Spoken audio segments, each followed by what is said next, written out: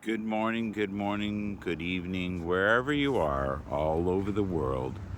We are here together in this grand moment of floods, too much water.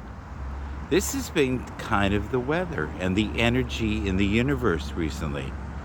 Extreme forecast, lots of snow, blistery, -5, -10, one day -12.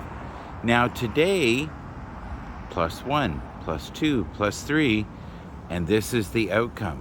And this cannot be good for the fields or stores or roofs. This is just simply too much.